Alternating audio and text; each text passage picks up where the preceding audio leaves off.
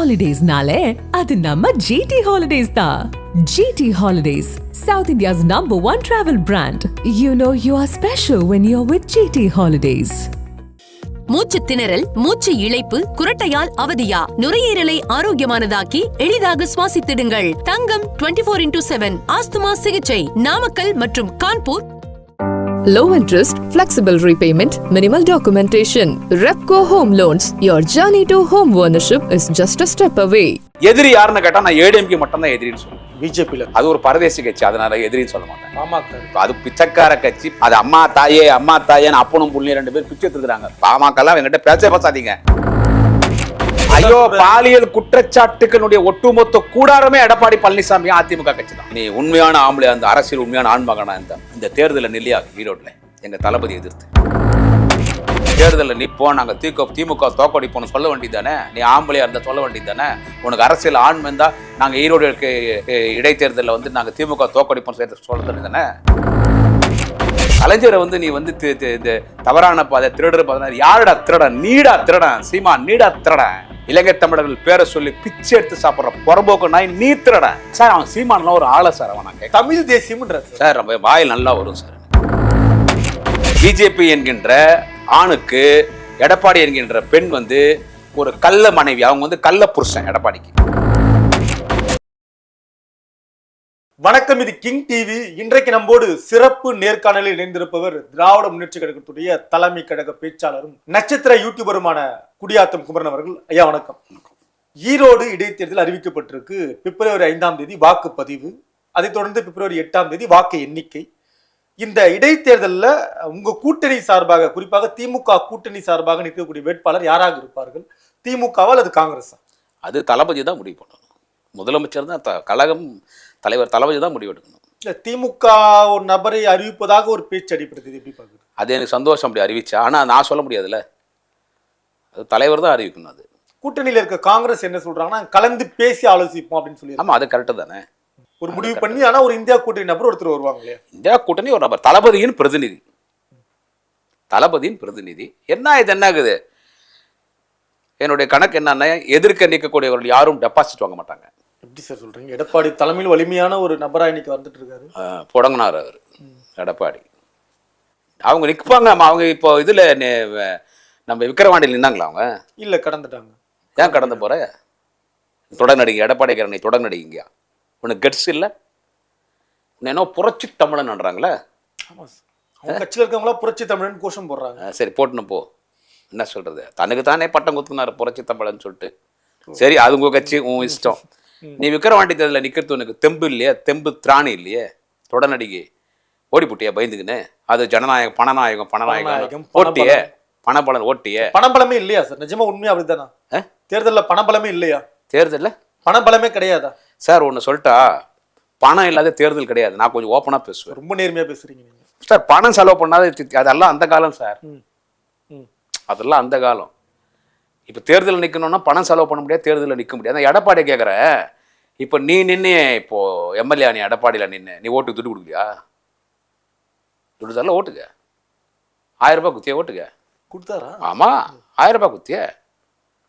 எங்கள் ஊரில் இடைத்தேர்தல் 2000 ரூபாய் கொடுத்தீங்களே. எங்கள் ஊரில் ஏடிஎம்கில் இடைத்தேர்தல் நடந்துச்சுங்க. 2000 குத்திய. எல்லா ஊர்லேயும் ஏடிஎம்கில் பணம் கொடுக்கல? கொடுத்தியே. எல்லா ஊர்லேயும் ஏடிஎம் கேட்பால பணம் கொடுத்தீங்க. வாங்கினவங்க ஓட்டு போட்டாங்களா? வாங்கினவங்க ஓட்டு போட்டாங்க. வாங்கி திமுக போட்டாங்க. மக்களை ஏமாத்திட்டாங்க. மக்களை ஏமாத்தாங்கன்னா அவங்க மக்கள்கிட்ட கொள்ளடிச்ச பணத்தை கொடுக்குற. நீ விக்கிரவாண்டியில் நிற்கல. இப்போ நான் என்ன சொல்கிறேன், ஈரோடில் வந்துட்டு அந்த மெயின் ரோடு சிந்து, பிந்து, வனஜா, சரோஜா, ஜெயக்குமார், பிளே கிரவுண்ட் தலைவர் ஜெயக்குமார் இந்த தேர்தல் குறித்து என்ன சொன்னார்? அவர் இடைத்தேர்தல் குறித்து கலந்து ஆலோசிப்போம் அப்படின்னு சொல்லி கலந்து அறிவிக்கல. ஏன் சொல்லிட்டு போக வேண்டியதானே? தேர்தலில் நிற்போம், நாங்கள் திமுக தோக்கடிப்போம் சொல்ல வேண்டியதானே? நீ ஆம்பளையா இருந்தால் சொல்ல வேண்டியதானே? உனக்கு அரசியல் ஆண்மை இருந்தால் நாங்கள் ஈரோடு இடைத்தேர்தலில் வந்து நாங்கள் திமுக தோக்கடிப்போம் சொல்ல வேண்டியதானே? ஏன் கலந்து ஆலோசி பண்ணுற? அவங்க என்னை பொறுத்த வரைக்கும் நிற்க மாட்டாங்க. நான் எடப்பாடிக்கு சொல்கிறேன், சட்டமன்றத்தில் யார் அந்த சார் அது போட்டு நீ வந்து எங்களை எதிர்க்கல. எடப்பாடிக்கு கிங் 360 யூடியூப் சேனல் இந்த நேர்காணலில் குடியாத்தம் குமரன், என்னை எடப்பாடி நான் யாருன்னு தெரியும், ஒரு சவால் விடுறேன். நீ உண்மையான ஆம்பளையா இருந்த அரசியல் நீ உண்மையான ஆம்பளை, அந்த அரசியல் உண்மையான ஆண்மகனா இந்த தேர்தலில் நில்லையா ஈரோட்டில் எங்கள் தளபதி எதிர்த்து? போன தேர்தலில் நின்று ஓடி போட்டல, இந்த தேர்தல் நில்ல ஏடிஎம்கே வா நில்லு. ஏன்னா இன்னும் ஒரு வருஷம் 3 மாதம் தான் எலெக்ஷன் இருக்கு. வர நம்ம 2026 சட்டமன்ற தேர்தலும் சட்டமன்ற தேர்தல், அதுக்கு இது ஒரு செமிஃபைனல்ஸ் மாதிரி. இது ஒரு முன்னோட்டமாக பார்க்கலாம். அதுக்கு நான் சொல்கிறேன், this is semi-finals, general election is final. வா நில்லு, வா செமிஃபைனல் வந்து நில்லு. நீ ஜெயிக்க வேணாம், உன்னுடைய ஓட் பர்சன்டேஜை காட்டு என்னன்னு சொல்லிட்டு, உன் ஓட் பர்சன்டேஜ் என்னன்னு காட்டு. இவ்வளவு துணிச்சலா நீங்க சவால் விடுற அளவுக்கு எடப்பாடியை நீங்க கொஞ்சம் தப்பா எடை போடுறீங்க. தப்பா எடை போறோம்னா எடப்பாடி அரசியல் அந்த மாதிரி இருக்குது. 4 ஆண்டு முதலமைச்சரா இருந்திருக்காரு. முதலமைச்சரா இருந்திருக்காருன்னா நீ என்ன மக்கள் எடப்பாடி முதலமைச்சரா வரணும்னு ஓட்டு போட்டு முதலமைச்சரானியா? ஜெயலலிதாக்காக ஓட்டு போட்டாங்க, அந்த அம்மா இறந்துட்டாங்க, கொண்டு போட்டாங்க. கவனிக்கணும், கொண்டு போட்டாங்கன்றீங்க. ஆமா, கொண்டு சார் கொலைதான்.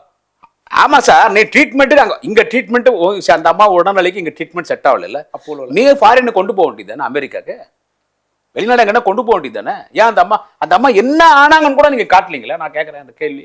காட்டி ஆகணுமா? ஆமாங்க, அந்த காலத்துல எம்ஜிஆர் புருக்லின் மருத்துவமனை அமெரிக்காவில் இருக்கும்போது அப்போ ஒரு தூரதர்ஷன் மட்டும் தான் இருந்துச்சு. தூரதர்ஷன், அது கூட எல்லாருக்குள்ள டிவி இருக்காது. ஒரு தெருவில் 100 வீடு இருந்தால் 2 வீடுல தான் டிவி இருக்கும். அது ஒரு 100 அடி ஆண்டனா இருக்கும், செல்போன் டவர் மாதிரி. எங்க வீட்டுலலாம் பெங்களூர்ல அப்படிதான் இருந்துச்சு. அப்போ நான் பெங்களூர்ல இருந்தேன். அப்பவே காட்டினாங்க எம்ஜிஆர். ஒரு ஆண் முதலமைச்சர் 2 நாளைக்கு ஒரு முறை 3 நாளைக்கு ஒரு முறை ஒரு தொப்பி போட்டுன்னு இருப்பாரு. அந்த அம்மா அவர் துணைவியார் ஜானகி அம்மா வந்து வாயில் பழரசம் கொடுக்குற மாதிரி, பிரெட் கொடுக்குற மாதிரி, டாக்டர் ட்ரீட்மெண்ட் பார்க்குற மாதிரி, எம்ஜிஆர் சிரிச்சு இப்படி இப்படி கையாட்டுவார், ரெட்டையில காட்டுவார், கை இதெல்லாம் காமிச்சாங்க அந்த காலத்திலேயே. ஆனா சார், ஆண் முதலமைச்சர், இது பெண் முதலமைச்சர். அந்த ஏன்னா இப்போ பெட்ல படுத்துனுக்கிறது, பெட்ஷீட்டிங் வரைக்கும் போத்தி வச்சுருக்கு போறாங்க, நீங்க ஆக்சிஜன் வச்சுருக்கு போறாங்க. இதை காட்டுறது போய் என்ன ஆகுது? பெண் முதலமைச்சர் போயிட்டு இதை காட்டுறது, அவங்க தலைவருங்க, தலைவர், இந்த நாட்டுக்கு தலைவராக முதலமைச்சர் இருந்தாங்க, இது காட்டுறதுக்கு போய் என்ன ஆகுது? அந்த அம்மாவை ஆம்புலன்ஸ்ல இருந்து உள்ள போறதை காட்டினவங்க ஆம்புலன்ஸ் வெளியேற்றுன்னு வந்து அது அவங்கள அந்த ஐஸ் பாக்ஸ்ல வச்ச பிறகு தான் காட்டுறாங்க. அவங்க அத்தனை நாட்கள் இருந்தாங்க, ஒரு வீடியோ வெளியே வரல. அவங்க இறந்த பிறகு இப்போ லேட்டஸ்டா அவங்க ஏதோ ஜூஸ் குடிக்கிற மாதிரி, ஏதோ டாக்டர்கிட்ட பேசுற மாதிரி இப்போ நீ காட்டுற. ஸோ ட்ரீட்மெண்ட் ப்ராப்பரா கொடுக்காம அந்த அம்மா வந்துட்டு ஒரு வகையில கொலை தான் பண்ணிக்கணும்னு நான் பயங்கரமான குற்றச்சாட்டு சொல்லுவேன். எடப்பாடி உட்பட எல்லாமே டோட்டலா ஏடிஎம்கே. இல்ல இட்லி சாப்பிட்டுருக்காங்க, சீரியல்லாம் பாக்குறதா சொன்னாங்க. அவங்க சொல்றது, இவங்க இட்லி சாப்பிட்டாங்க, வடை சாப்பிட்டாங்க, அம்மா ஜூஸ் குடிச்சாங்க, டீ சாப்பிட்டாங்க, காப்பி சாப்பிட்டாங்க, அம்மா கை ஆட்டினாங்க, அம்மா சிரிச்சாங்க, இதெல்லாம் இவனுக்கு சொல்லிக்கிறது. அதெல்லாம் சரி, அதெல்லாம் கடந்து போன சமாச்சாரம். இப்போ இந்த எடப்பாடி பழனிசாமி 4 வருஷம் முதலமைச்சர் தர சொன்னீங்கல்ல, அந்த அம்மா இறந்துட்டாங்க. ஓபிஎஸ்க்கும் சசிகலாவுக்கும் பிரச்சனை, நீ திமுக ஆதரவா இருக்கிறேன்னு அவரை முதலமைச்சர் வந்து எடுத்துட்டாங்க. சசிகலா நான் தான் முதலமைச்சர்னாங்க, தண்டனை கொடுத்துட்டாங்க, போய் அவனை பெங்களூருக்கு. கூவாத்தூர்ல எல்லா எம்எல்ஏ கூட்டினாங்க. அங்கே யார் முதலமைச்சர்னும் போது எடப்பாடி இந்த அம்மா செலெக்ஷன் பண்ணாங்க. நமக்கு நல்ல அடிமையாக இருப்பான் இந்த ஆளுன்னு சொல்லிட்டு ஒரு டேபிள் கீழே பாசம் மாதிரி போனது, ஊர்ந்து போனது, போய் காலை கெட்டியாக பிடிச்சிக்கின்னு. அப்போ கூட சட்டப்படி முதலமைச்சர் ஆனார் இல்லையா? சட்டப்படி தான் காலை கெட்டியாக பிடிச்சிக்கின்னு சசிகலா கூப்பிட்டு அப்படியே எடப்பாடி பழனிசாமி அவர் கை போட்டுன்னு லவ்வர் மாதிரி. இந்த வண்டி மார்க்கெட்டில் புதுசாக அறிமுகமான வண்டிங்க, டிங்கர் பார்க்காத வண்டிங்க, பட்டி பார்க்காத வண்டிங்க. வண்டி பேர் எடப்பாடிங்க, நல்ல மைலேஜ் கொடுக்குங்க, இந்த வண்டி நல்லா இருக்குங்க, இந்த வண்டி வாங்கிக்கோங்க, விசுவாசமான வண்டின்னு நீ சிஎம் ஆக்குன. அப்புறமா நீ சசிகலாவுக்கு ஆப்பு வச்சுன்னு வச்சுக்கோ. ஸோ சசிகலா கால் போட்ட பிச்சை எடப்பாடி பழனிசாமிக்கு முதலமைச்சர் பதவி. நீ ஒன்று எங்கள் தலைவர் தளபதி மாதிரி, தளபதி முதலமைச்சரான மக்கள் ஓட்டு போட்டாங்களா, அந்த மாதிரி வரல ஆச்சா, அந்த மாதிரி நீ ஒன்றும் வரல. நீ அப்படி வந்த ஒரு முதலமைச்சர் தான். அப்படி இருக்கும்போது நீ வந்து ஒரு தலைவர் வந்துட்டு நீ நீ நின்று நான் தான் முதலமைச்சர் வேட்பாளர்னு சொல்லி முதலமைச்சரை வாணி ஒரு நான் தலைவர் நான் ஏற்றுக்கிறேன். இந்த மாதிரி வந்து நீ இந்த ஈரோடுக்கு இடைத்தேர்தலில் நீங்கள் வந்து ஏடிஎம்க்கு வந்து நில்லுங்க, உங்கள் வாக்கு வங்கி என்னன்னு காட்டுங்க. எனக்கு கணக்குப்படி அவங்க நிற்க மாட்டாங்க. நின்னா சந்தோஷம், ஏன்னா நாங்கள் யாருன்னா அப்போதான் யாருமே களத்தில் யாருமே இல்லாமல் 50,000 ஓட்டில் ஜெயிக்கிறது எங்களுக்கு ஒரு எதிர்க்க நிற்கிறவங்க எல்லாம் நோட்டாக கீழே வாங்கிட்டாங்க, நாங்கள் ஜெயிச்சிட்டோம் பாருன்னு சொல்றத உண்மையில நான் பெருமைப்பட மாட்டேன். யாருன்னா ஒரு எதிரி நிக்கணும். எதிரி யாருன்னு கேட்டா நான் ஏடிஎம்கே மட்டும் தான் எதிரின்னு சொல்லுவேன். பிஜேபி அது ஒரு பரதேசி கட்சி, அதனால எதிரின்னு சொல்ல மாட்டேன். பாமக அது பிச்சைக்கார கட்சி, பொட்டி வாங்குற, அது ஒரு பொட்டிமணி, என்ன சொல்றது, அது ஒரு ஐயா பையா கட்சி. அது பாமக எல்லாம் என்கிட்ட பேசாதீங்க, அது ஒரு கட்சியே கிடையாது. அது அம்மா தாயேன்னு அப்பனும் புள்ளியும் 2 பேர் பிச்சை எடுத்துக்கிறாங்க. டாக்டர் ராமதாஸோ அன்புமணி ராமதாஸோ அது ஒரு கட்சி கிடையாது. தீக்க குப்பத்தட்டில் போடுங்க. அவன் சீமான் சாமான் அவனோட டுபாகூர் அவனை தீ குப்பத்தட்டில் போட்டிருக்கேன். தனித்து நிக்க போறாரு இந்த வாட்டி. அவன் நிப்பான் சார், துட்டு கொடுக்குறாங்க நிக்கிறான். அந்த ஆளு யாருக்கிட்ட துட்டு? அவரு RSS பிஜேபியினுடைய கையால் தானே. சீமானும் ஆமா, விஜயும் எல்லாமே இவங்க எல்லாருமே திணி போட்டு வளர்க்கறது என்னத்துக்கு? திமுகவை அழிக்கலாமான்னு பிஜேபியினுடைய திட்டம். இந்த RSS ரவி ஆளுநர் RSS ரவி மட்டும் என்னத்துக்கு இவ்வளவு வேலை வந்தாலும் பார்த்துட்டு இருக்காரு. திமுக கவர்மெண்ட்டுக்கு ஒரு கெட்ட பேர் ஏற்படுத்தணும். இல்ல சார், நீங்க திமுக எதிர்த்தாலே சேர்த்தவாரி அடிக்கிற மாதிரி இருக்கு சார். எல்லாரும் மேலேயும் RSS சேர்த்தவாரி அடிக்கிறீங்க சார். அதுதான் சார் உண்மை சார். அவன் சீமான்லாம் ஒரு ஆள சார். அவன் நான் தமிழ் தேசியம்ன்றார் சார். நம்ம வாயில் நல்லா வரும் சார். எனக்கு வாயில் நல்லா வரும். தமிழ் தேசத்துக்கு அவனுக்கு என்ன சார் சம்பந்தம் இருக்கு? பிரபாகரன் கூட போய் பார்த்து பிரபாகரனை போய் அவன் பார்க்கவே இல்லை சார். ஏதோ ஒரு போட்டோ புஷ்னு வந்துட்டான் சார். துப்பாக்கில சுட சொல்லி கொடுத்துருக்காரு சார். வாயில் நல்லா வரும். துப்பாக்கி இவன் துப்பாக்கியில் ஒரு சுட சொன்னாரா? இவர் என்ன சுட்டார் துப்பாக்கியில்? ஒரு ஆமை ஓடு திருப்பி போட்டு போனாரா? இட்லி போட்டுனா கரியா வந்துச்சு. ஐயோ இதை பேசி பேசி பேசி இன்னைக்கு திகட்டி போச்சு. அவன்லாம் ஒரு மனுஷனே கிடையாது சார். அவனா நான் எதிர்க்கு பார்த்தோன்னா காரி துப்பு செருப்ப கட்டு நடிப்பேன். ஒரு லைப்ரரியில் போய் பேசுகிறாங்க அந்த ஆள். நான் கேட்குறேன், அங்கே ஒரு கவிஞர்கள் பேரா போடுறாங்க. இந்த கவிஞர்கள் பாதை, அந்த கவிஞர்கள் பாதை, இளங்கோ பாதை, திருவாரூர் பாதை, பாரதி பாதை, திருவள்ளூர் பாதை, திருடர் பாதை, கலைஞர் பாதைன்னு சொல்லியிருக்காரு. அதில் நீங்கள் அவனை விட அழுத்தமாக சொல்கிறீங்களே. இப்போ கலைஞர்னும் போது தவறான பாதை, அந்த பாதை தவறான பாதை, திருடர் பாதை, அயோக்கிய பாதை சொன்னேன். சீமானை ஏங்க காலில் இருக்கிற செருப்பு கை நடிக்கூடாது? நீங்கள் காட்டுங்கன்னு நான் சொல்கிறேன். என் தலைவன் கலைஞரை பிடிக்கலன்னா அதை சொல்லாதடா. நீ படுஸ் சொல்லாத.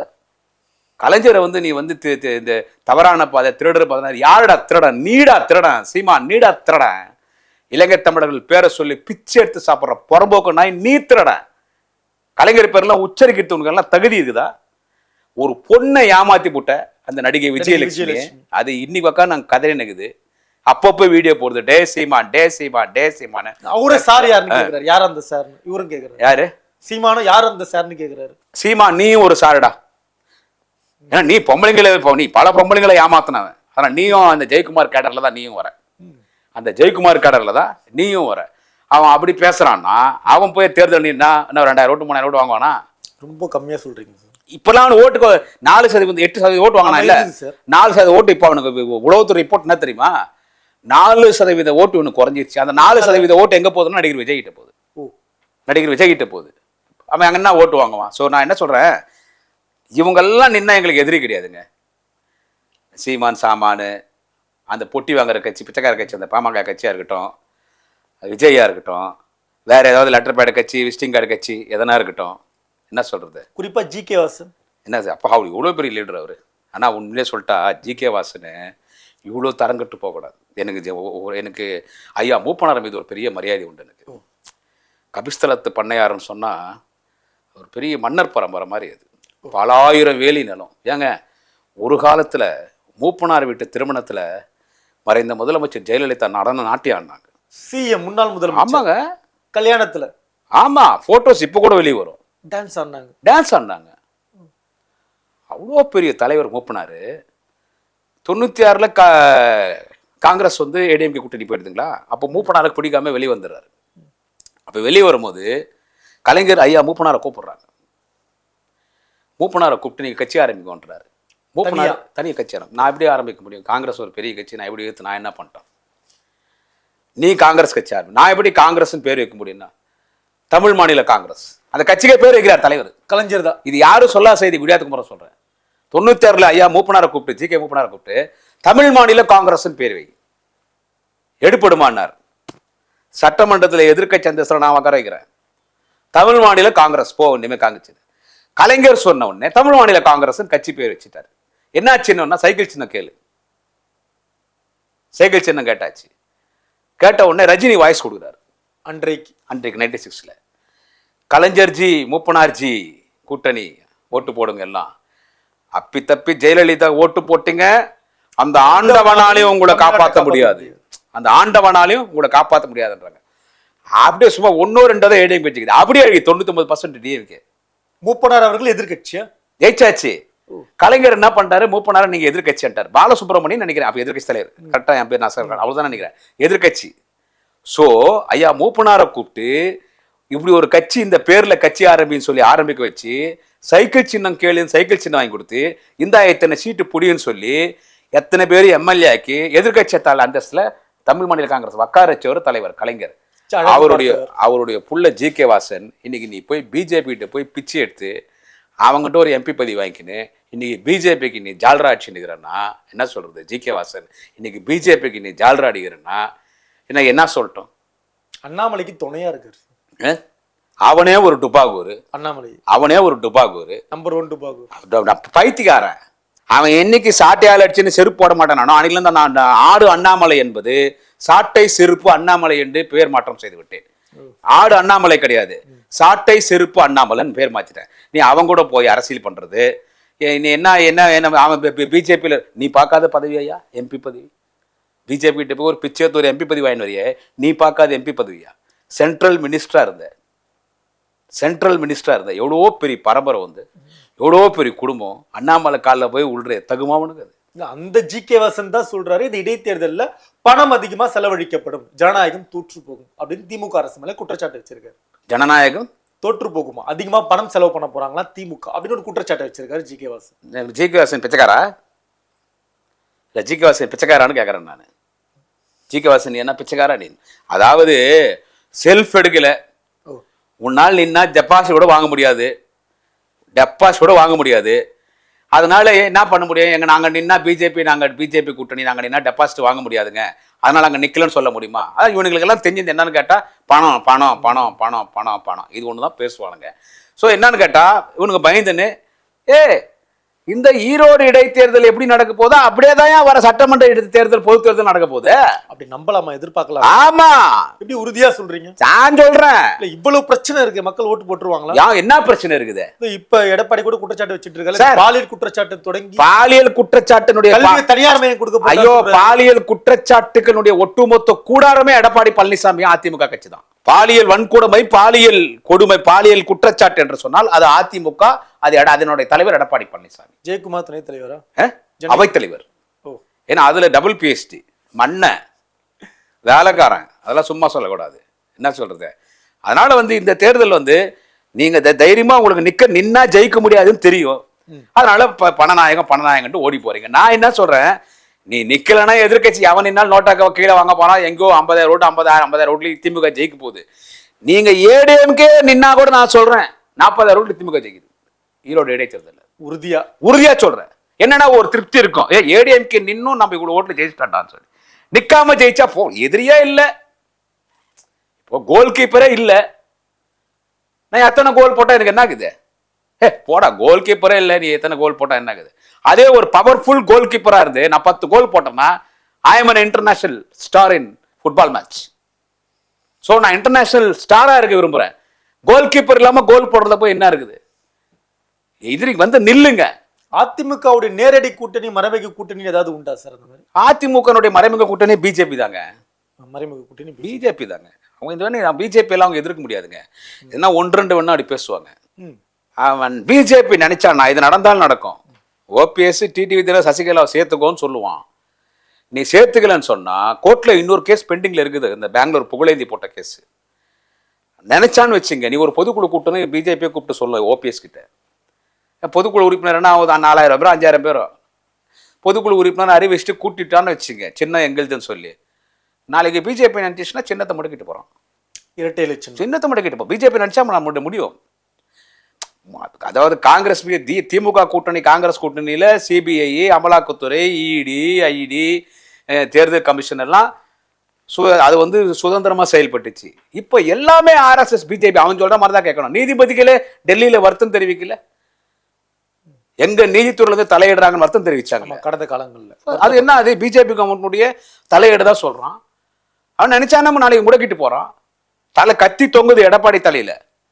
ஏன் நீ இது வரைக்கும் இந்த எடப்பாடியை கேட்கறேன், இது வரைக்கும் நீ ஏன் ஒன்றிய அரசு எதிர்க்கல? பகிரங்கமா திமுக எதிர்க்குது இல்ல, நாங்க விழாக்கள்னா கூப்பிடுறோங்க, அவங்க அரசு பொறுப்பு அதை நாங்க மதிப்பு கொடுக்குறோங்க. பிரதமர் என்ற பதவிக்கு மரியாதை தரோங்க. Modi is not a good leader but is prime minister of our India. அதுக்கு அந்த பதவிக்கு மரியாதை தரோம், கூப்பிடுறோம். போய் பிரதமர் நாங்க எங்களுக்கு வேணும் இவ்வளவு மரியாதை கொடுத்து அவங்க நம்ம எதுவும் செய்ய மாட்டேன்றாங்க. சந்திக்கிறோம், ஒரு காயின் வெளியீட்டு விழாக்க ராஜ்நாத் சிங் கூப்பிடுறோம், பலரை கூப்பிடுறோம். அது வேற, இதுதான் கள்ள உறவுன்றாங்க எதிர்கட்சி. இது கள்ள உறவு இல்லை. அப்பனா இது கள்ள உறவா? இது ஒரு மாநில அரசு ஒரு பிரதமரையும் யாரையும் கூப்பிடாம இருக்கிறது கள்ள உறவு. அது கள்ள உறவு யாருன்னு கேட்டா, கள்ள தொடர்பு யாருன்னு கேட்டா அதிமுக தான் பிஜேபிக்கு கள்ள உறவு. பிஜேபி என்கின்ற ஆணுக்கு எடப்பாடி என்கின்ற பெண் வந்து ஒரு கள்ள மனைவி, அவங்க வந்து கள்ள புருஷன் எடப்பாடிக்கு. எடப்பாடி என்கின்ற பெண்ணுக்கு பிஜேபி என்கின்ற ஆண் கள்ள புருஷன். இது இந்த தேர்தல் நீங்க நிரூபிச்சுட்டு போயிடலாம். இந்த தேர்தலை நிரூபிச்சுட்டு போயிடலாம். ஸோ எங்களுக்கு ரொம்ப போன முறை வந்த வெற்றியை விட ரொம்ப பயங்கரமான வெற்றியா இருக்கணும். என்னன்னா, போன முறை எடப்பாடி ஏடிஎம்கே நின்றுச்சு தேர்தல் சுத்தினார் அவரு. இந்த முறை அந்த மாதிரி ஏடிஎம்கே நின்னா கூட நான் 40,000 ஓட்டுல ஜெயிப்போம்னு சொல்றேன். ஈரோடு இடைத்தேர்தலில் நாங்கள் 40,000 ஓட்டுல ஜெயிப்போம். என்ன சொல்றது, நாங்கள் ஜெயிக்கிறோம், 40,000 ஓட்டுல நாங்கள் ஜெயிக்கிறோம். ஏடிஎம்கே நின்று ஜெயிச்சா எங்களுக்கு சந்தோஷமா இருக்கும். ஏடிஎம்கே இல்லாத ஜெயிக்கும் போது எங்களுக்கு ஒரு வருத்தமா தான். நான் என்ன மட்டும் சொல்றேன், எதிரி இல்லையேன்னு சொல்லிட்டு. அதனால யார் நின்னாலும் 40,000 ஓட்டு நாங்கள் கிராஸ் பண்றோம். வாக்கு சதவீதம் கூடுதலா இருக்கும்னு நினைக்கிறீங்க? பயங்கரமா இருக்கும். முன்ன வந்ததை விட 10% இருக்கும். ஒரு 70-80 எதிர்பார்க்கலாம். 80 மேல எதிர்பார்க்கலாம் தாராளமா. ஆமா, அந்த முடிவு தான் வர சட்டமன்ற பொது தேர்தல். அதுல உறுதியா இருக்கீங்க? ஆமா, இந்த ஈரோடு இடைத்தேர்தலில் திமுக வரப்போற வெற்றி, அந்த வாக்கு சதவீதம், அந்த வித்தியாசம் வருது இல்ல, இதுதான் நீங்க வந்து சட்டமன்றனுடைய பொது தேர்தலில் திமுக தான் கிடைக்கும். உறுதியா? இது உறுதியா நான் சொல்றேன். கண்டிப்பா சேலஞ்ச் பண்றேன். ஒருவேளை இடைத்தேர்தலில் தோத்துட்டா, யாரு எதிர்கட்சி வலிமையா இருந்து திமுக தோத்துட்டா, அதை விட 2026 எதிரொலிக்குமா? திமுக தோத்துருமா? இதே கிங் 360 வரேன், அந்த டீ காப்பி தரீங்கல்ல, பாலிடால் வாங்கி கொடுங்க, குடிச்சிடுறேன். திமுக தோற்றால் திமுக போய் தோக்குறதா என்னங்க பேசுறீங்க? எதிர்கட்சியெல்லாம் அப்படியே சொல்லிட்டு இருக்காங்க. போடுங்க. நீ எதிர்கட்சியே தனித்தனியா இருக்கிறேடா, உங்களுக்குள்ளே ஒற்றுமை இல்லையே. இப்போ உங்களுக்குள்ளே ஒற்றுமை இல்லையே. பாமகலே அப்பம் புள்ளி சண்டை வந்துச்சே, அது குடும்ப சிக்கல். குடும்ப சிக்கல் இல்ல. இவரு ஏடிஎம் கேட்டு பொட்டி வாங்கிட்டார் பெரியவர் டாக்டர் ராமதாஸ். அன்புமணி பிஜேபி பார்த்தா பயம். நீ ஊழல் பண்ணிக்கிற, நீ ஊழல் பண்ணல, அந்த மருத்துவக் கல்வி ஒதுக்கீட்டுல ஊழல் பண்ணிக்கிறல்ல, அவன் பிஜேபி கூப்பிட்டு சொல்லிட்டானே, மாவன பெட்டா என்ன விட்டு போன இடி ஐடி அமலாக்கத்துறை லஞ்ச ஒழிப்புத்துறை சிபிஐ விசாரணை, நீ ஊழல் பண்ணிக்கிறதுல, மருத்துவக் கல்வி ஒதுக்கீட்டு பண்ணதுல, நீ ஊழல் பண்ணதுல, டெல்லியில கூட்டு போய் 3 நாள் ரிமாண்டு, 3rd ரேட் டார்ச்சர் கொடுப்பேன், எத்தனை பேர் திகார் ஜெயிலில் போட்டா இந்திக்காரங்களோட உட்காந்து சப்பாத்தி சாப்பிட வேண்டியதாங்க சொல்லிட்டு மெட்டையாச்சு. இப்போ பொட்டியும் தரான்னாச்சு. பிஜேபி கிட்ட இங்க செட் ஆயாச்சு அன்புமணி. எடப்பாடி கிட்ட பேசி பெரிய தொகை ராமதாஸ் வாங்கியாச்சு. வீட்டுல 2 பேருக்கு பிரச்சனை வருது. இது பொதுக்குழுக்குள்ள வரும்போது இவரு முக்குந்தான்றார் பேரனை. அவன் என்னை கட்சி வந்தான், இஷ்டப்பட்டா இரு இல்ல நீ போயினேன்றாரு. இஷ்டப்பட்டா இரு இல்ல நீ போயினேன்றார். ஊன்றார். அப்பனு போய் 2 பேர் சண்டை. உடனே நான் தனியா ஒரு ஆபீஸ் போட்டான்றார். தனியா நான் ஆபீஸ் போட்டேன், எல்லாரும் அங்க வாங்கன்றாரு. சோ அங்கேயே முடிஞ்சு போச்சு கதை. பொட்டி வாங்குறதுல இவர் இங்க பொட்டி வாங்கிட்டாரு, ராமதாஸ் ஏடிஎம் கிட்ட பொட்டி வாங்கிட்டாரு. இது பிஜேபி கிட்ட வாங்கிச்சு புள்ள. இங்க பாருங்க பிரச்சனை எங்க வருது பாருங்க. நான் பொட்டி வாங்கின கட்சி ஒரு தான் கூட்டணின்னு ராமதாஸ் சொல்ற. அப்படி அன்புமணி பொட்டி மட்டும் வாங்கலாம், என்ன ஜெயில ஆனா அங்கதான் கூட்டணின்றாரு. ராமதாஸ் நீ ஜெயிலுக்கு போனா என்ன ஆகுது, என் கட்சிக்கார எம்எல்ஏ போறான்றாரு. பையனே பலி கொடுக்குறாரு. ஆமா, பணத்துக்கு முன்னால் அப்பனாவது புள்ளியாது சார். 2 பேருக்கு அப்பனு புள்ள தாரா வந்து அடிச்சுக்கினாங்க. இவனுக்கு வந்து என்ன புடுங்குவானுங்க ஈரோடு இடைத்தேர்தல், அவங்களாம் நிற்க மாட்டாங்க. அவங்க அங்கெல்லாம் பாமக கிடையாது, ஈரோடுல அங்கே நிற்க மாட்டாங்க. ஸோ எப்படி பார்த்தாலும் ஏடிஎம்கே நின்னா கூட 40,000 ஓட்டு கிராஸ் பண்ணுவோம். நான் கம்மியா சொல்றேன்.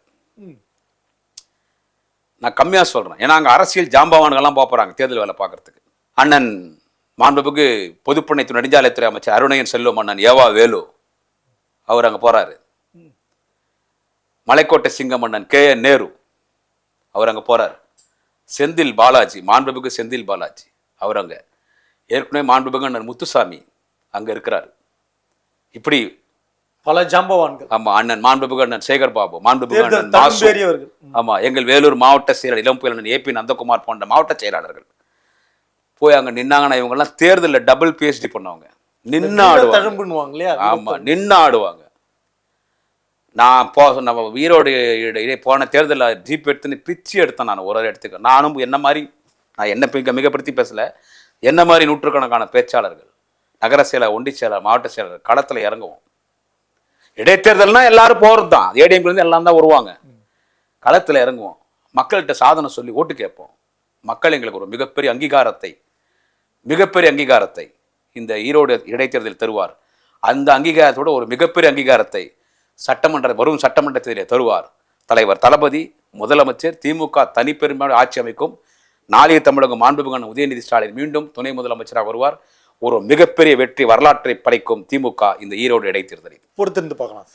நன்றி, வணக்கம். Holidays-nale, adu namma GT Holidays da. GT Holidays, South India's #1 travel brand. You know you are special when you're with GT Holidays. மூச்சு திணறல், மூச்சு இழைப்பு, குரட்டையால் அவதியா, நுரையீரலை ஆரோக்கியமானதாக்கி எளிதாக சுவாசித்திடுங்கள். தங்கம் 24/7 ஆஸ்துமா சிகிச்சை நாமக்கல் மற்றும் Kanpur. Low interest, flexible repayment, minimal documentation. Repco Home Loans. Your journey to home ownership is just a step away.